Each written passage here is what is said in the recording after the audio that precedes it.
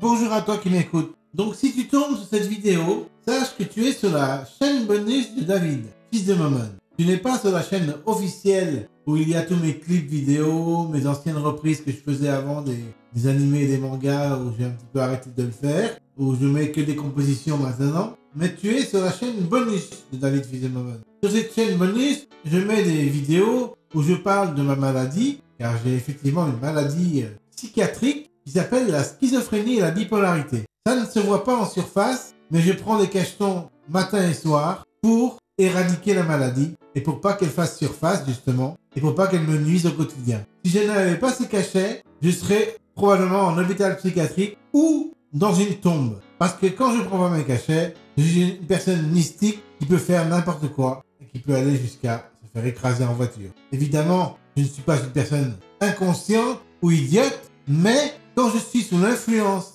de la maladie, je ne me rends plus compte des dangers qui me guettent. Et si tu es schizophrène toi aussi, ou bipolaire toi aussi, et que tu as des crises mystiques ou des crises aiguës d'euphorie importantes, il va falloir que tu te remettes en question et que tu te dises, comme moi je me suis dit par le passé, que les cachets sont la seule alternative à ces crises. Et que bien prendre ces traitements, c'est ce qui éradique pour toujours, si c'est des bons cachets que tu prends, la maladie. Et tu seras comme moi ensuite, tu pourras faire des vidéos YouTube et TikTok et Instagram et être reconnu et être connu par tout le monde tout en étant malade. Voilà, ça je voulais te dire dans cette vidéo. Je souffre de problèmes psychiatriques, de schizophrénie et de bipolarité. J'en parle sur ma chaîne bonus en long, en large et en travers. Si vous regardez des anciennes vidéos que j'ai postées où je parle de schizophrénie, vous vous tomberez dessus. Des vidéos où je parle de Jésus-Christ, ma relation avec Dieu et avec Marie, avec Jésus et avec les anges, j'en parle un peu moins, mais j'en parle aussi. Parce qu'il est important pour moi d'avoir la foi, de croire en mon Créateur et d'avoir envie de poursuivre ma vie en écoutant les signes divins qui sont autour de moi, sans pour autant en faire une fixette, c'est-à-dire ne pas devenir mystique. Parce que quand je deviens mystique, je suis dans la maladie. Donc je dois éviter le mysticisme tout en étant adepte de ma religion. C'est ça que je dois combattre au quotidien, c'est-à-dire être quelqu'un de religieux et de sympathique et de courtois, sans tomber dans le mysticisme et dans l'excès de religion. Et si je ne suis pas dans l'excès de la religion, alors je suis une personne tout à fait convenable et appréciable par le commun des mortels. Donc tout ce que j'ai à vous dire, moi, en tant que David, fils de Momon, c'est que j'ai passé d'énormes bons moments à la télévision, à Incroyable Talent récemment, à la radio, sur Fun Radio Belgique. Ça va être quoi ensuite? Ça va être Radio Contact Belgique aussi, bientôt Radio Isa.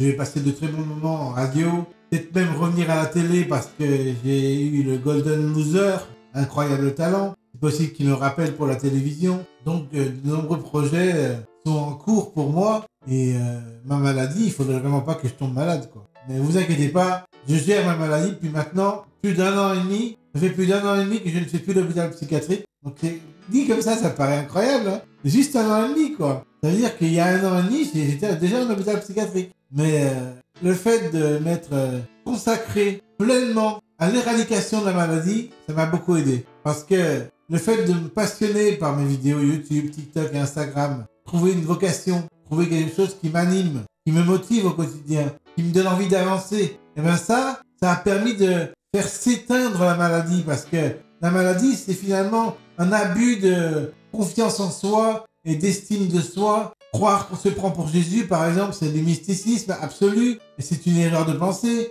parce que Jésus est Jésus et que David est David. Mais le fait de comprendre que je ne suis pas plus haut que moi-même, mais que j'ai quand même de l'idolâtrie de la part des jeunes qui me suivent et qui me soutiennent, ça me fait avoir une sorte d'équilibre. Parce que je me dis, cette idolâtrie que les gens ont pour moi, ce fanatisme, c'est le fait qu'ils soient fans de moi, fanatisme, c'est pas vraiment le bon mot, mais le fait que les gens soient fans de moi et m'apprécient beaucoup pour qui je suis. Tout à l'heure, je suis allé dans un kebab, quelqu'un m'a reconnu, m'avait fait un selfie avec moi.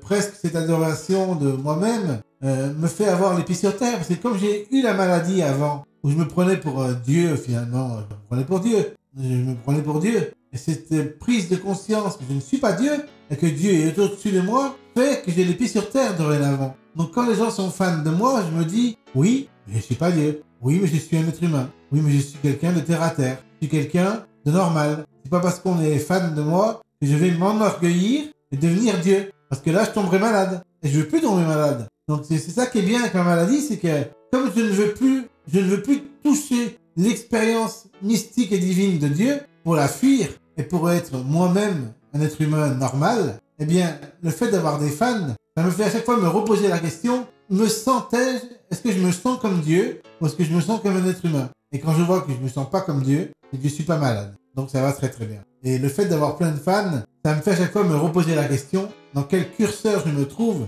Est-ce que je me trouve dans le curseur de Dieu ou dans le curseur d'un être humain normal? Et je vois que je me sens comme un être humain normal. Donc ça me maintient dans le bon cap, dans la bonne direction. C'est juste des questions que je me pose à chaque fois. Est-ce que je me sens Dieu ou est-ce que je me sens humain? Et tant que je me sens humain, c'est que ça va. C'est que ma maladie ne fait pas surface, c'est qu'elle est enterrée et qu'elle est gérée par mes cachets et par ma conscience de moi-même.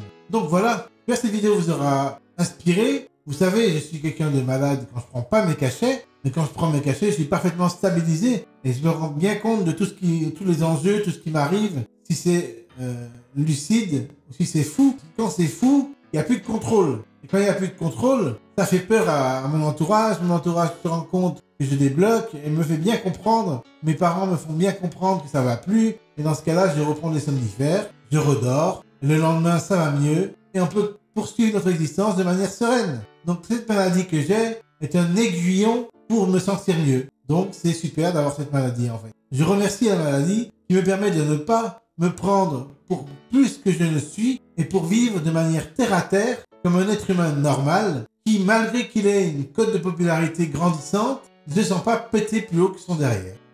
Voilà, j'espère que cette vidéo vous aura plu. Bye.